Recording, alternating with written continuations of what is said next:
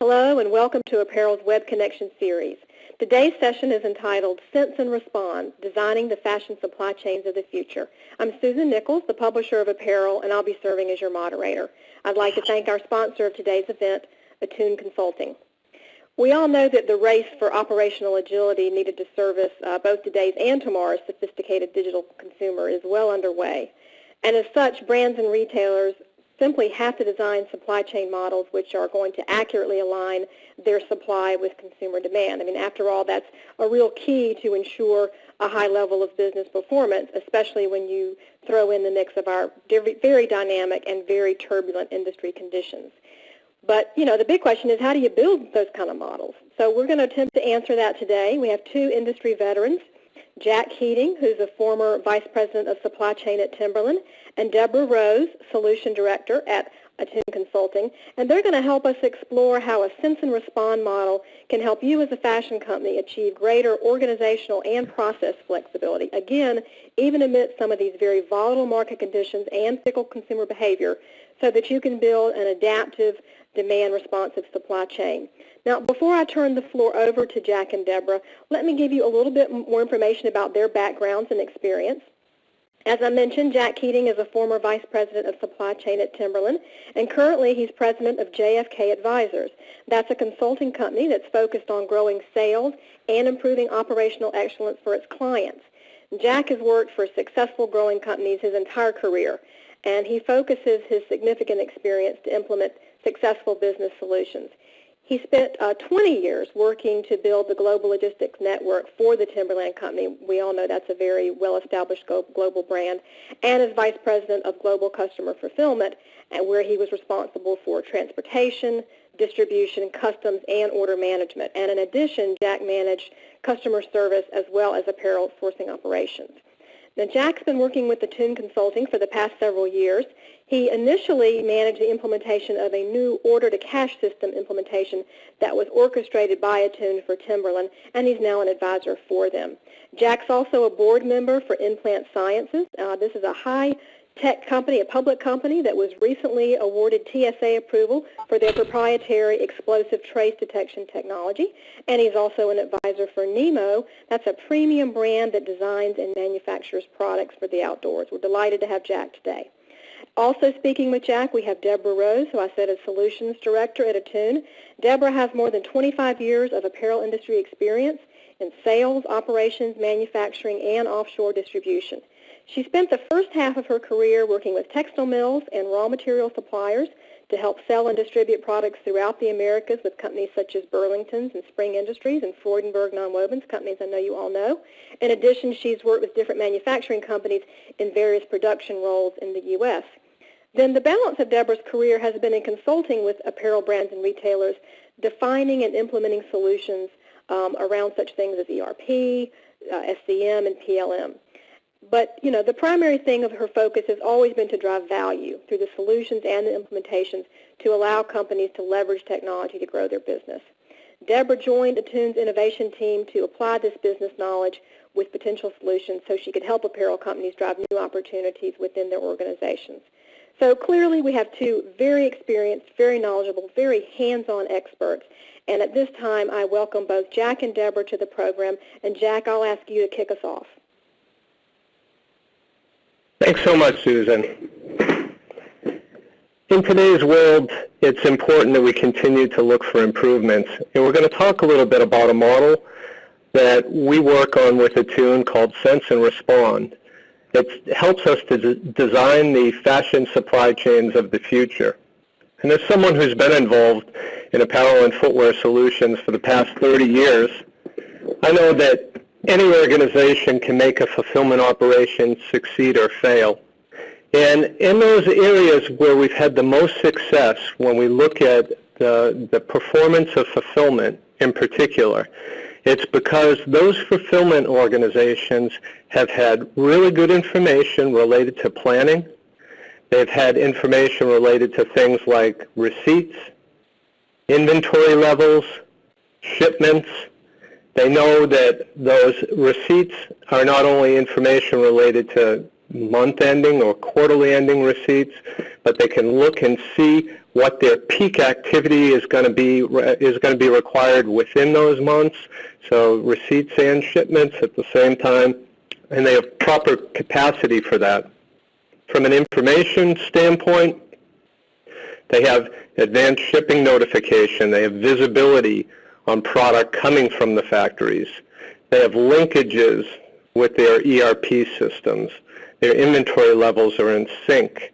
There's not a problem in terms of updating systems.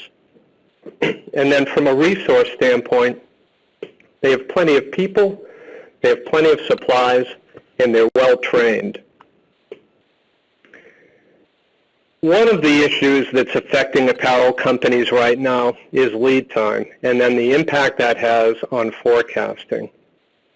As more and more companies are looking for other places to manufacture apparel than China, for example, often they're faced with longer lead times. Not only longer lead times, but going to places where the infrastructure, the ports, the trucking, the roads are not as dependable as the infrastructure that's been built in China. And sometimes those longer lead times can equal forecasting issues. Not always. I'm going to talk about that. But sometimes it does equate to longer lead times equaling more challenges on the forecasting side. And I ask the question here, does really saving 1 to 2 weeks of lead time mean anything? And I want to ask that in a provocative way because a lot of times a lot of money and time gets spent into taking out lead time, into reducing lead time, with not having proper results. Forecast accuracy, inventory turns, and lead time. We go around and chase each one of them. We try to reduce lead time, at the same time keeping our forecast accuracy up because we want to be able to turn our inventory and make certain we're as lean and mean from an inventory and working capital standpoint as we can be. However, if you do reduce lead time, all you're going to do is end up spending more dollars to deliver faster inventory not needed unless you have better forecast accuracy. So you really have to understand and have some variability as you get closer to the true demand to be able to improve your forecast accuracy in a way that's meaningful. And this is where this whole idea of having flexibility in the supply chain and having control over your supply chain is really important. You know, one of the things as we sit here right now doing this webinar, we're in November, only a short time away from Black Friday and the peak season for shopping for a lot of apparel companies. And this year, like some of the years in the past, we've really experienced some problems at the ports, and this year in particular at LAX and Long Beach, where we've had delays. And I think it's safe to say in many cases these were unforecasted delays. And when you have a lead time that is so tight and does not allow at all for these blips that happen within the supply chain, it can really be incredibly stressful and damaging to your brand and to your profitability as you sit there waiting for goods to get queued up at a port, hoping that they get unloaded in time for you to be able to make it, you know, through your channel, whether that be a wholesale channel, a retail channel, or direct to e-commerce, in time to be able to fulfill the demand that your consumers are looking for. And so the whole idea of saying, if something does happen and we weren't ready for it, what are we going to do? You know, and planning ahead of time and having a flexible enough infrastructure from a system standpoint to be able to deal with it is critical. In the past, the apparel brand organization construct for those who are brand companies and had multi-channels, where you had a wholesale group, you had a retail group, and you had sometimes an e-commerce group. And all of those groups, the wholesale group, the retail group, e-commerce group, they all had their own targets. They all had their incentives to be able to hit certain targets. And so because they had those incentives to hit certain targets, it tended to not create an environment in an organization where people willingly would work cooperatively around things like inventory.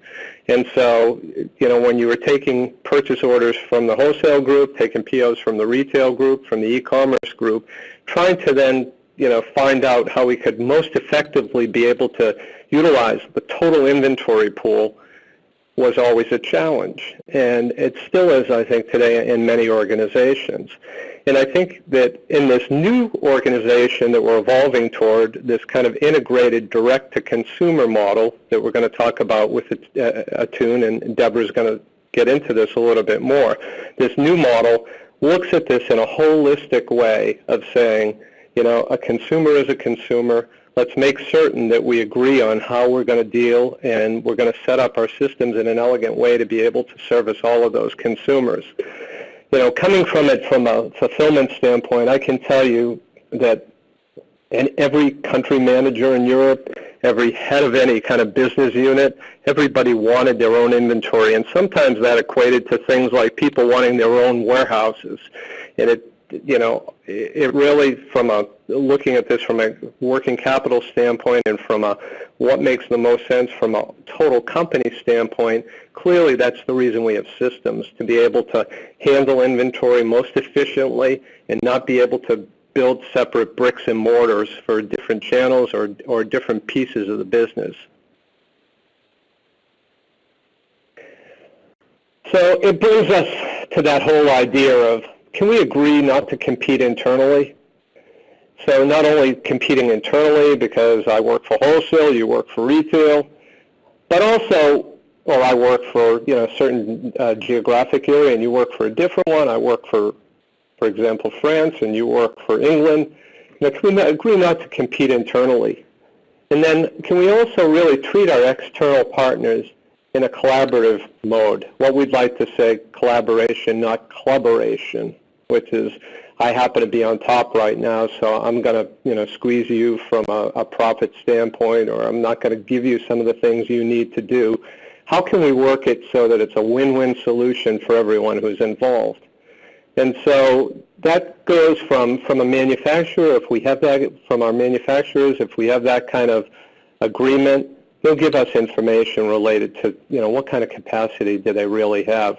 Can we take raw materials that we feel comfortable about using season in and season out, and can we make certain that we have enough materials stored that we have some variability with our manufacturers to be able to flex the demand accordingly?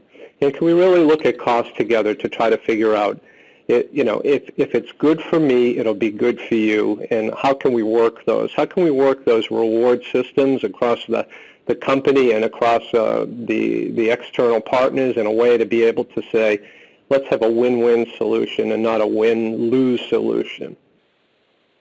With the brand, it's taking a look at things like all the inputs you can get from social media right now. Whether it be Twitter, whether it be Facebook, whether it be any kind of links that we can get from all the social media sites to be able to figure out what's trending and what isn't trending. And we can then inform the supply chain in a way that is actionable. And then again, to get good data for those wholesale channels we work with on POS data, making certain that there's some variability and they're open to buy if there's an opportunity for us to flex and to be able to sell more of a given product with them, that they've reserved the opportunity for that to happen, and we've worked cooperatively. So a lot of times when people hold up a responsive supply chain, they look at somebody like Zara, who is vertically integrated, who controls both manufacturing and their retail doors, and says, well, look at how many inventory turns they can get. Look how well they can do. And what I'm saying is, in essence, we have to try to do that even when we don't control those manufacturers or all those doors that we're selling in, because to our consumer, it really doesn't matter. So to borrow a phrase that a colleague used to use when he talked about fulfillment, you could tell he had younger kids and he watched a show that was on Saturday mornings, Conjunction Junction. He'd say, Conjunction Junction, what's your function? It's hooking up orders and supply, and good fulfillment, that's really what you do. And when we look at this graph and you see the orders and you see supply, unfortunately, they're not, in the real world, there's no stability in those pipelines. There's huge volatility going on. You have orders being canceled. You have new orders that weren't forecast coming in. You have lead times going forward on those orders. You have people pulling back on those orders. You have people saying, I want the inventory, but I don't want it all right now. So lots of volatility. On the supply side, same thing. You got factories saying, I know I said I'd deliver that on 9/1, but it looks like it won't be till 10/1 now. You have opportunities maybe with other suppliers to be able to potentially pull forward inventory that they've made if you have visibility on that. And it isn't just based upon what date did I give you on the PO that you can start shipping this, because I'm going to talk about this a little bit. That idea of having visibility in these pipelines is really going to give you an opportunity to react in a favorable way as you get closer to the time when you're able to ship product. So, and our goal is to service our customers, right? I mean, you know, I've been doing this a long time, and you can say it a million different ways, but at the end of the day, it's maximize service and minimize costs. In some environments, they say, well, I want to put cost up there and service down. In the other environments, it's all about service and not cost. Amazon being an example. And I think that the whole idea of service, because of people like Amazon, and I'm going to talk about this a little bit more too in a few slides, is just kind of, is really educating our consumers to a different level of kind of what they expect. We talk about tools, and we talk about the need for having visibility on the order pipeline and on the supply pipeline. In order to be able to do that, you want to be able to get fast where it's needed. You know, sometimes you don't have to get there fast, and a slow boat, long lead times, you know, is fine for your product. But sometimes, you know, when all of a sudden, you know, somebody walks out onto a stage with your product on it and you need it right away, you need to have the ability to be able to get fast. Flexibility in the supply chain, really another kind of a point related to that first one about being able to have variability in your lead time and being able to get there fast. Flexibility in the supply chain is needed to maximize those serviced while minimizing cost. And then this whole idea of modeling tools, facilitating decision-making, what-if scenarios. You know, modeling tools can be anything from, okay, I want to take all my transportation costs and put it in a bucket, and I want to say, here's where all my goods are coming from, and here's what the cost of all of that is, and here's where all the goods are going to.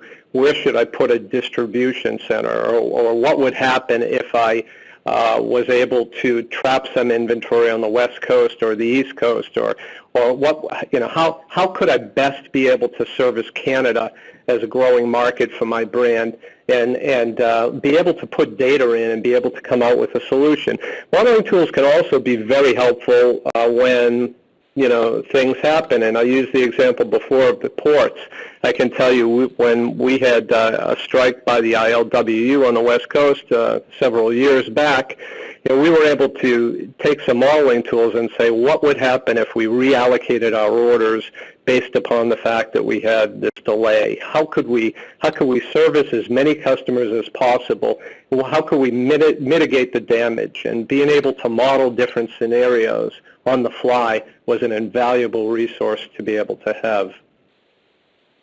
And then this last point is this whole idea of clean integration of systems, allowing for reliable data on order supply pipeline. How often are your systems on your fulfillment side updating on your ERP side? Sometimes it can be too often, and it creates a credibility issue. Was talking with one brand that is, you know, trying to operate almost in real time and trying to get it right between the inventory levels on their kind of ERP systems and their fulfillment systems has been a real issue and has created some kind of disappointments in terms of fulfilling customer requests.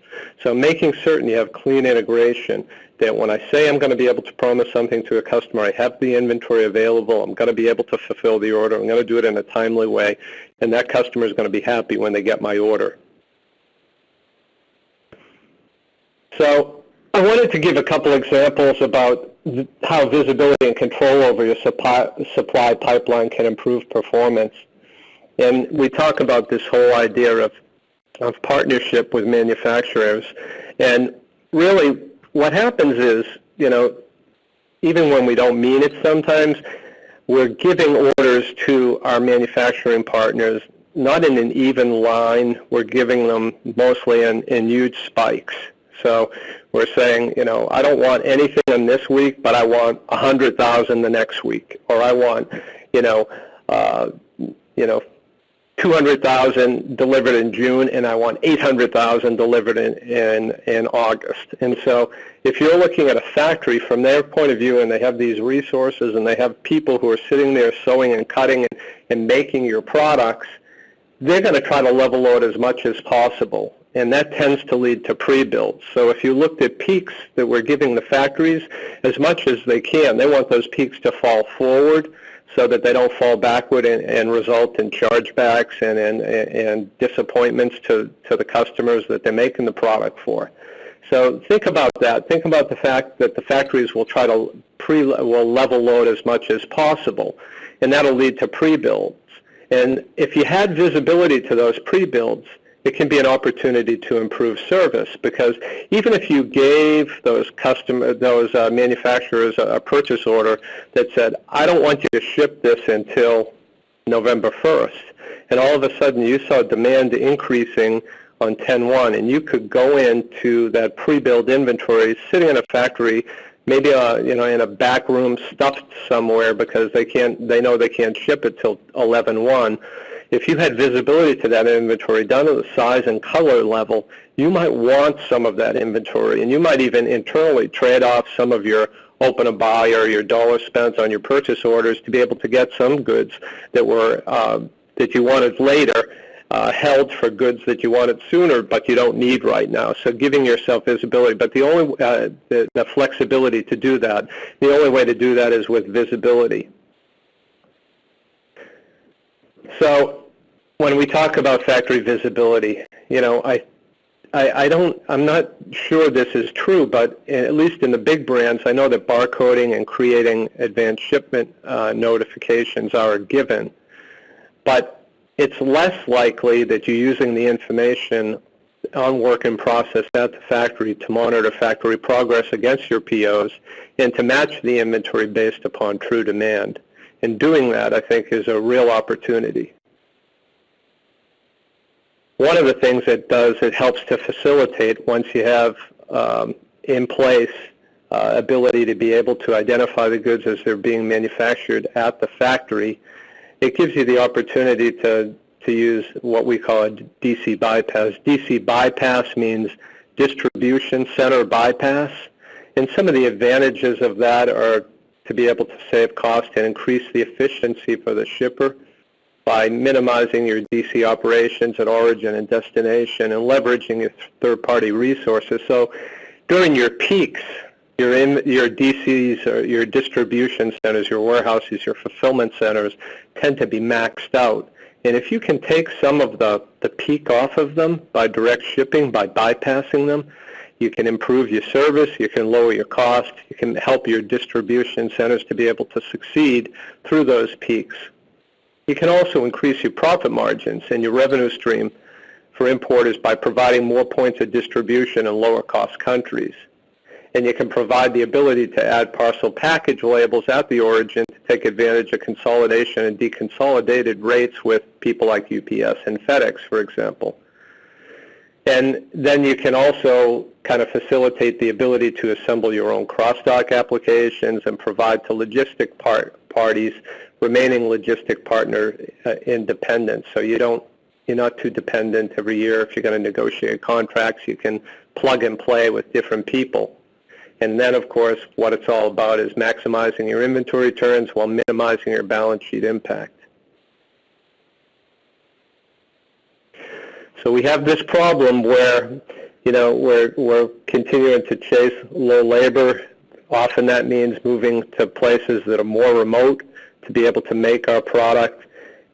At the same time we're doing that, moving further away, having more of an issue with making certain we have quality goods delivered and delivered on time. From a consumer standpoint, e-commerce is continuing to grow, and the customer is king there, and they definitely will punish you if you're late and reward you if you can deliver on time and fast.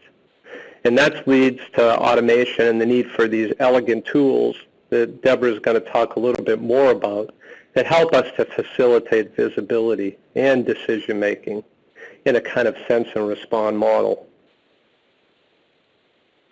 So if you're like me, you're watching that big brown truck go up and down the street every day as e-commerce orders for Amazon are coming down to you and your neighbors because you sat on the couch with a computer on your lap the night before and said, yeah, I think I'll get that. And you're amazed at how quick it's coming to you every day. Order anything and get what you want in 1 to 3 days. Now we expect that. Before it was unheard of, but now we expect it, and we're delighted by it when we order it, and it fulfills. And it's proven that if you can't do this, if it takes you, instead of 1 to 3 days to deliver, it takes you 4, 5, 6, 7 days, that the rate of returns goes up because we're not fulfilling those immediate expectations in that kind of whimsical purchase that the consumer is making. So you need to have a fulfillment operation that mimics the kind of service the consumers are expecting from people like Amazon. One of the things that we could take a look when we talk about variability in supply chain is this is taken from an Amazon view of flexible delivery from a DC to the customer based on predictive analytics type model. And basically what I only want you to focus on this slide is the fact that when you look at any piece of this graph or any one of these pieces, think about the fact what kind of information is needed to be able to impact a decision whether I want to go in that direction or not. And so when you're setting up your fulfillment supply chain, you're setting up and starting to develop a sense and respond model to think about what kind of information do I need and what will help me to make a decision that's best to be able to maximize service while I minimize my costs. I'd like to introduce to you now Deborah Rose, who's Director of Solutions for Attune, who's going to talk more about what's driving these challenges and how fashion companies can respond. Deborah? Thanks, Jack. I think if we first look at today's digital world, it's really being populated more and more by these demanding consumers with unprecedented access to information. With the internet and the development of more mobile technologies, applications, and devices, consumers really have a lot more resource to pull product information when shopping, including in-store displays and scanning details, looking at retail websites, whether it be that retailer or another, and also reviewing online reviews and things like that. This emergence of a digital consumer who seeks demand fulfillment across many different touch points has given rise to a new market volatility for fashion companies. The end result are these short-lived trends and low demand predictability. Omnichannel is really driving a need to fulfill orders from anywhere in the supply chain. Brands and retailers are finding that in order to do this, they really want to give a seamless experience to the consumer with the intent that they will be more loyal to the brand or retailer as time goes on. This is really adding pressure for fashion companies and their supply chains, and it can really be seen as this concept of effort to deliver at all costs while trying to grow profits at the same time. So fashion companies really need to find a balance in trying to respond to this demand. we look at a little more detail about these customers, you'll notice that about 79% of the consumers today, they spend about 50% or more of their time shopping online, researching products. As consumers are embracing all the new technologies and availability of information, they really are increasing the, what I would call the demand for a more sophisticated shopping experience. Research also indicates that more than half of these consumers will abandon an in-store purchase due to negative online sentiment. This is showing how social media has empowered consumers to endorse, or to denounce a brand and its products. And then sharing this information in real time can really impact your company. In this new world, consumers are really hard to define, more difficult to understand, and really very difficult to please more than ever. The consequences for companies not providing this new shopping experience for consumers are really, unfortunately, quite grim. And this is what's driving fashion companies to focus on consumers directly and determine the best way to service that demand. This really drives the conversation about sense and respond. Synchronizing both ends of the spectrum to work together, companies can really achieve their strategic goals, seize new opportunities with greater visibility and information, and really begin to drive value for the organization. And by synchronization, I'm really talking about the connecting of consumers with the brands, the retailers, and ultimately their strategic partners, including the finished good vendors, mills, trim suppliers, logistics partners, all of the people involved that can really help to align supply with the actual demand. Predictive analytics, big data, and powerful new technologies such as in-memory processing can really enable this new world or new environment that we're talking about. This also coupled with an increased acceptance and use of social media, loyalty programs, and emerging use of new applications and technologies such as clienteling can really help companies connect with their consumers in a brand new way. Capturing sentiment and feedback such as user reviews or comments, apparel companies can begin to incorporate through predictive analytics to see those changes or trends, I should say, in demand and how they are adjusting. These preferences can then be shared or potentially push changes, so to speak, to the plan for the different product lines. If you incorporate all of this in what I would call a real-time environment within the supply chain, all the people, the process, the tools can begin to work together and respond accordingly for the organization. So for example, let's look at a new line of women's tops that indicates the shades of burgundy are trending better for fall. The hot new color is actually sangria, not only in the sales and the point of sales information, but also in the customer reviews and social chatter that we see online. As a result of this, the company has commitments for gray goods and determines that by switching out from other colors that are not doing as well and into sangria, they can capitalize on this information. So once planning is performed, let's say a simulation or a what-if scenario, they can determine that adjustments to the current production plan are needed. By having the execution of planned production and the current status of that production through, say, a time and action calendar, and having all this linked together, we can better determine, is the fabric actually dyed at this point? And if not, what changes could we make? They really do create an environment to see what is feasible for the organization. Another example of this, probably a little more in line with what Jack was talking about, is potentially a change in the distribution plan. So for some of the initial purchase orders, we may determine that we want to shift goods shipping from the DC in the southeast for sangria up to the DC in the northeast because trend for that particular color is greater up in the northeast. In doing these types of things, companies can begin to really align people, the process, the technology to drive value throughout the organization. Some of the key points I think I'd like to just talk about for a moment and focus on would be reduction in or compression of cycle time. And really what this is talking about is eliminating the human latency that happens in manual processes and replacing it with a more automated process. These automated processes can include approvals or key decisions. So if disapproval occurs, then we can go ahead and trigger to release this particular piece of information downstream. So that's a key area that can help drive value in the organization. Also having access to real-time visibility or information within the supply chain. This is all about your trading partners all being able to share and view information as to the current state of where we are in the process in the supply chain.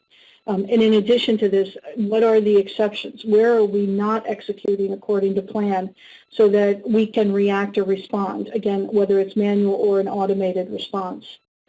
It's also important to have capacity information, and this is really being driven from the planning side, understanding what the potentials are for capacity on the supply side will lend a way in which companies can begin to drive demand or shape demand, so to speak. At the very bottom, there's two key areas here, again, focused on planning. First, I want to talk about a little bit about the demand side of the business.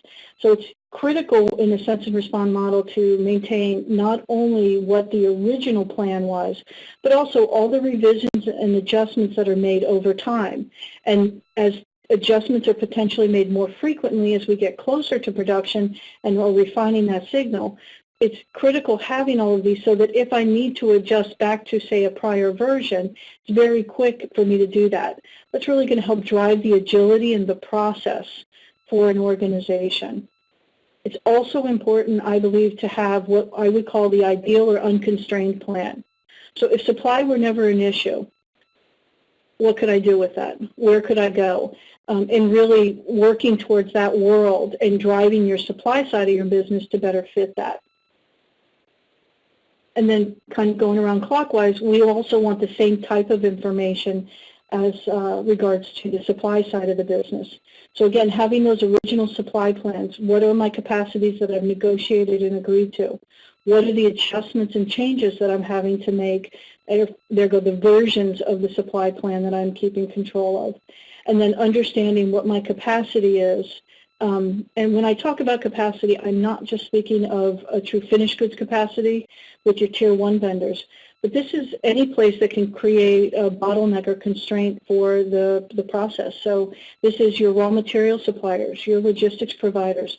To Jack's point about the DC and how important that becomes, about the constraints the DC can cause in those peak times. So those are all things that you need to have available in order to be able to use these sense and respond models to understand where potentials exist that I can capitalize on. And then the cost-benefit piece. Really, once you have all this information together, it's really about helping making the best decision for the company. So is the strategy, do we fulfill at all cost, or do we assess and take an option that is more profitable while maintaining a certain level of fulfillment? Sorry about that. So it's just important to understand the differences between these. Once the strategy is really set for this by the organization, the people, the process, the tools, the technology, all of this is really going to be configured to align that decision-making process with the goals or the strategy of the organization. So what is really in our way of achieving this today? I think one of the key things is information or insight into a lot of different things, but most specifically the consumer. So if you think about brands and retailers, traditionally really they know their product lines, they know who they are as a brand or as a retail organization, they know stores, their assortments, things like that. They also are very clear on who their competitors are. But one of the areas that they need to shift and focus even more at a greater level is who their consumer is. So then we're looking at the buying behaviors and the choices that consumers are making. When and where will the demand occur so that I can ensure that my products are in the right place? And so now trying to find out all this information has been it's difficult and probably has been primarily guesswork for a lot of companies. But there's an answer to all of this, and this is really going to focus around data and information. So if we think about the customer, in many ways is largely unknown, and we have certain information today, what I'll call transactional information like point of sale data or just general sales history, companies can make certain assessments and forecast plans, so to speak. But when we can start incorporating social information, such as sentiment analysis, product reviews, we may also want to incorporate things like the weather or travel information. There are a lot of different variables that can come into play. Taking that information and utilizing it for the benefit of the organization is critical. But we have to also realize that this is a larger amount of data, and really every single day that volume of data is increasing on us. So it is becoming a challenge in and of itself to really analyze these large amounts of data in an acceptably short amount of time. Even if companies can really manage to cut through all this clutter and bring together a clean and useful data set, they must find a way to analyze the results, find those insights or the signal, so to speak, that can have a real impact on their bottom line. This really leads us to looking at the maturity of synchronization within an organization.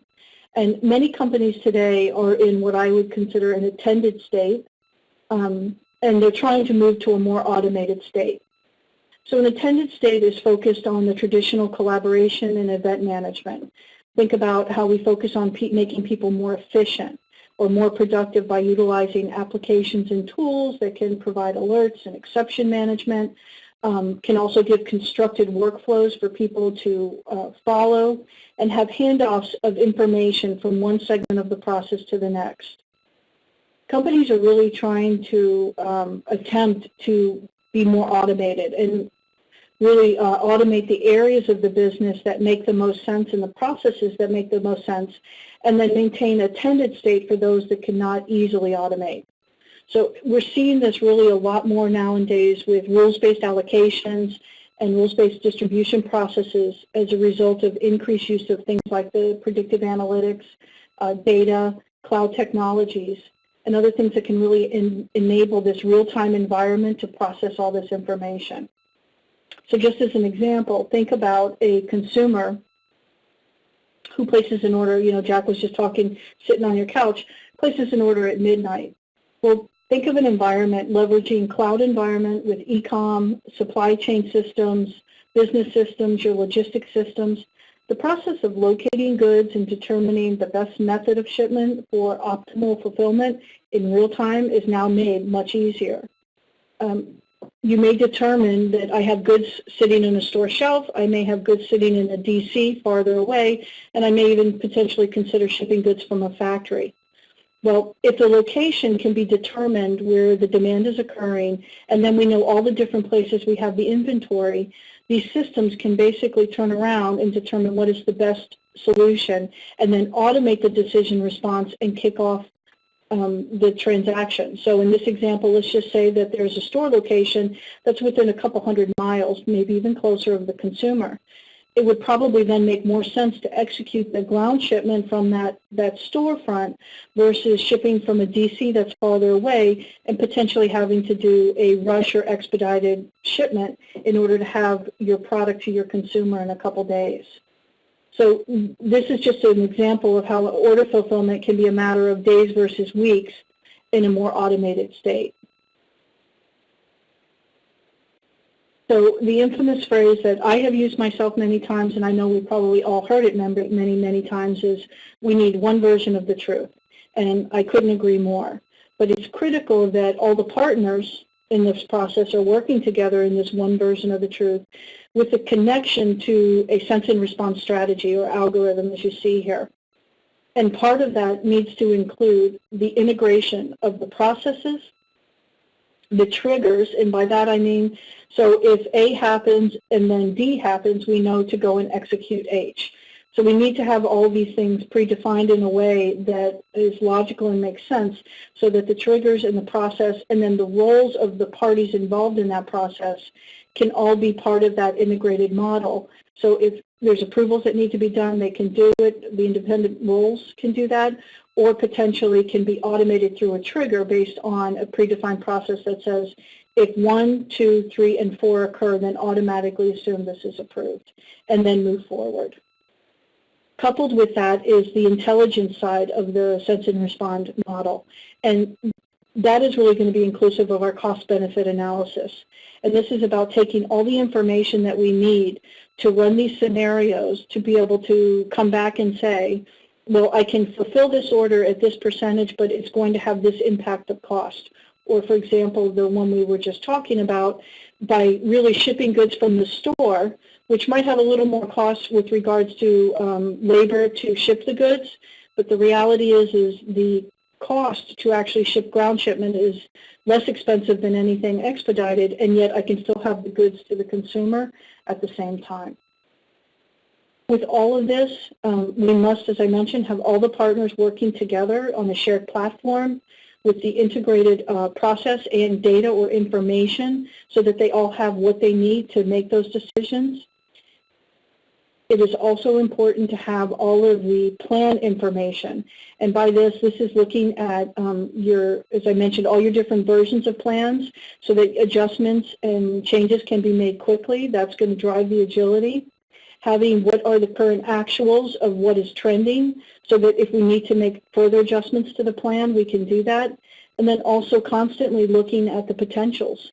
In other words, what would unconstrained demand look like? Or do I have additional capacity that I really didn't know about, and I have an opportunity for what I would call maybe more a demand shaping opportunity to go and present new product. Again, improving upon the bottom line numbers for the company as a result of my decision and as a result of my sense and respond strategy focused on that.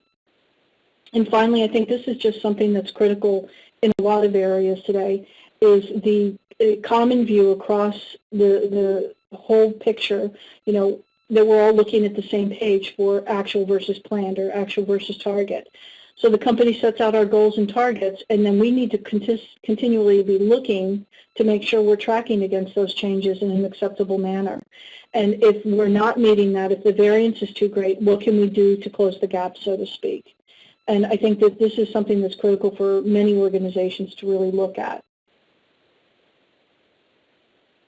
So a new vision for fashion companies is really going to be about synchronization around the consumer as they interact and share information with us now through sites, as we've been talking about, social sites, reviews, sales information, a lot of different ways that we can capture data and information about our consumers and where they're at right now today.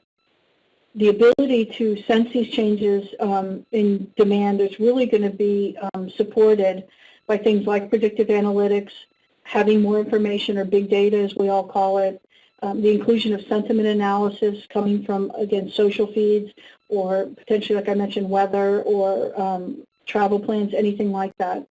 And very important is having the in-memory processing power. This is really critical for speed because you can have all this information today and I guess people can process that, but if something takes overnight to run, to come back and tell you tomorrow morning this is the simulation, you're really already looking at information that's hours old and not really responsive. So I think that's a critical factor for a lot of organizations. Other technologies that I think companies are beginning to leverage more now are cloud deployments. I mean, if you really look at this diagram here, you're looking at a lot of different parties that are potentially going to be interacting throughout your supply chain. Cloud deployments are really going to enable faster, more cost-efficient ways for you to deploy tools. So it may not be entire systems. It can be simple tools that are going to help streamline potential communications or sharing of information between, for example, a factory, a mill, and a brand, or the retailer. So I think those are going to be critical. And then also mobility. And this is not just about the mobility that came from the consumer in the very beginning. That's clearly an enabler that they have today. But think about this. This is mobility for me as the end user. I can now work off of my phone anywhere I am. I no longer have to say, well, when I get back to my computer, I can do that. So mobility is really helping to support and drive the whole concept of real-time information beyond what integration must do. So all of these different aspects can really help align the people in the process and technology around the consumer and ultimately around that demand signal that we're focused on.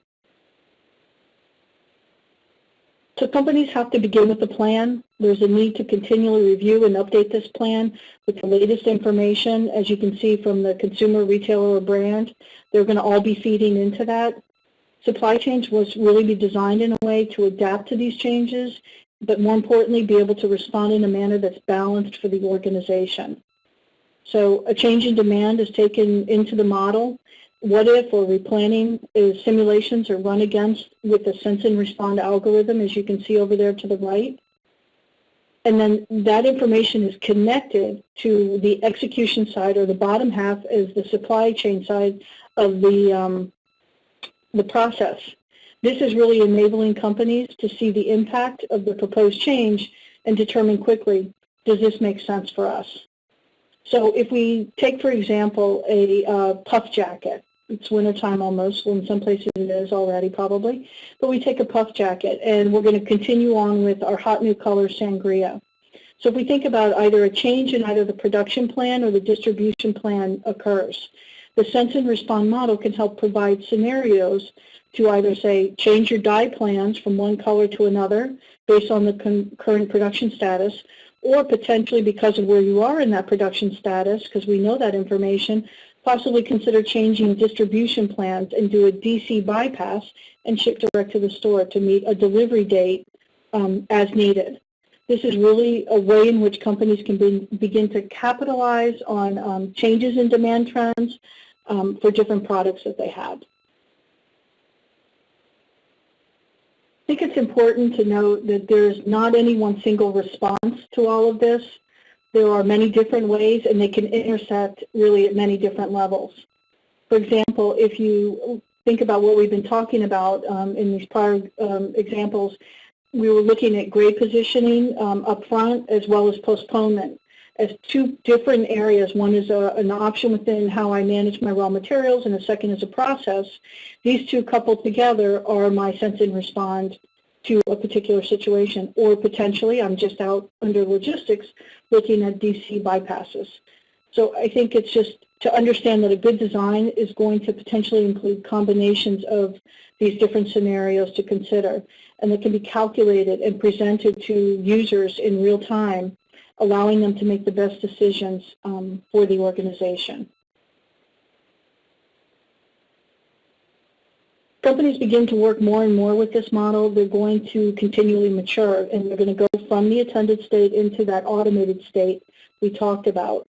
So again, back with our puff jackets, if you think about it, when we see these demand signals come in and we run through the models and we make the decision of this is what we're going to do, which is we're going to switch out our dye plans and go to something, switch out the colors. As we start to see that this is done to really, say, improve the strategy of higher fulfillment rates. If that's the decision we just generally continually make as people, then we can begin to look at that as an accepted norm and say, this is now my decision process, and I'd like to automate that process because this is normally increasing fulfillment rates as the strategy of the organization, and therefore I can put that in as a rule in which I can make that decision automatically. At its most mature state, which is the next level companies will start looking to really focus on, and some are going there already, they're optimizing this process by applying learning algorithms, things like cognitive computing, to model human behavior or automated models or responses that can accelerate the response time. And with that can also consider probably more complex opportunities or scenarios that could deliver value for the organization. As companies move through the synchronization maturity, they're going to find that technology cannot solve all of their problems. Strategic alignment is required in addition to technology and process in order to make all this happen. So for example, if we just look down here under incentives between partner A and partner B, if we don't have an alignment, let's just talk for a moment about a pricing strategy, let's say. I have my sangria jackets and my hunter green jackets. And let's just say with partner A is actually the brand and partner B is the vendor that's going to make those goods. I pay $8 for my sangria and I pay $10 for my hunter green jackets. Well, I've gone out and my initial planning told me I need 100 sangria jackets and I need which is $800, and 200 hunter green jackets, which is $2,000. Well, that's going to net that vendor $2,800. Now, as a result of making updates to my plan, I realized I really want 200 sangria jackets and only 100 hunter green. Well, the net result of that, when you multiply everything out, is $2,600. So I reduced my cost, which is great for me, but not so great for my vendor. And as a result, I may get feedback that the vendor says, I can't do that right now. Well, that's one thing, but the bigger impact to the brand and the retailer is really think about the lost sales. I now have 100 units of sangria that I think I could sell that I'm not going to sell. And if I sold those jackets for, say, $20, that's $2,000. In addition to that, I'm now going to have 100 green jackets, maybe upwards of 100 of them, that I'm going to have to probably mark down. And I'm going to be conservative and say 25% markdown. That's another $500. So as a brand or as a retailer, you're really taking a hit at $2,500 for getting the cost variance that you're dealing with. If your pricing strategy was simply one that just said, all right, I'm going to pay you $10 no matter what, and you executed that, you might have paid a few $100s more for those jackets in total as far as a cost, but you would not be getting the hit of the $2,500 loss in sales. So you can start to see how aligning the strategy of the organization is critical, and the technology is not the only answer here.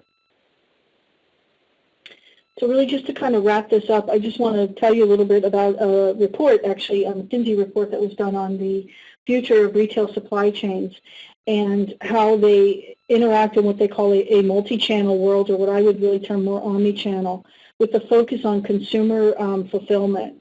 And their belief is that when companies do focus on the consumer, when it comes to fulfillment strategies, they can see reductions and markdowns somewhere in the neighborhood of 10 to 15%. And this is simply by taking inventory from one channel or location to fulfill either, say, online orders, or somebody's in a store and you don't have the product on the shelf. With excess inventory from the extra channel, you're really going to see a reduction in markdowns as a result.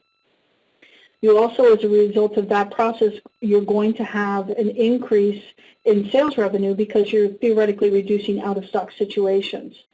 And at the same time, you're going to improve brand loyalty. So I think those are some critical things. The brand loyalty piece is very critical for long-term revenue growth.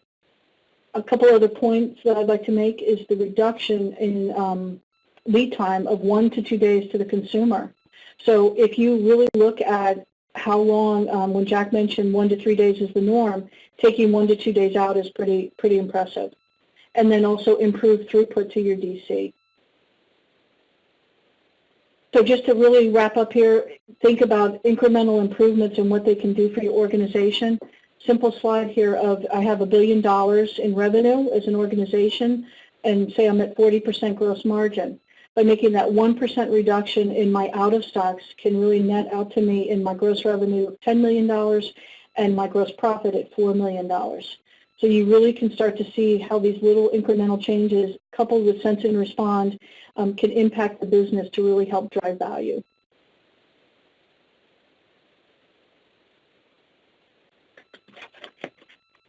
Susan? Great. Thank you so much, Deborah, and thank you, Jack. You both did a super job of presenting us with a lot of insightful strategic thinking on the Sense and Respond model and how it can impact a fashion company. But what I'd like to do now is move on a little bit and ask some more specific advice relative to tactical initiatives. So, for example, Deborah, how does a company go from a traditional IT infrastructure to one that could support a Sense and Respond architecture? Well, it really starts by working with a partner to perform like an overall assessment based on the company. There's a need to understand not only where they are now, but what are their corporate goals, and then define a strategy and plan from there. So, for example, if a company is concerned about promoting the brand, this may require a focus on how to capture that sentiment, use of clienteling, loyalty programs, other things like that, coupled with the use of predictive analytics to refine the demand signal at all stages. This could then be connected with the execution side from planning through delivery to the consumer. Okay. And I think it's important, as Jack too, to work with a partner who can who has, first of all, has depth in the apparel industry, knows things like, color and size grids, and understands the complexity associated with that, and can also understand it from not only a business standpoint, but from a business standpoint and a technical application. So to try to find the right partner who can do those things is, I think, critical.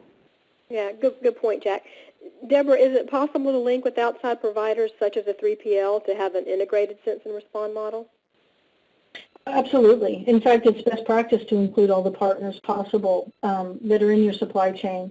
Data and information are critical to sense and respond models. So if you think about the information that is needed, really with logistics providers, for example, if you don't know all of the capacities and what you have with them, you really cannot create a model that you can know if you can fulfill that demand or need.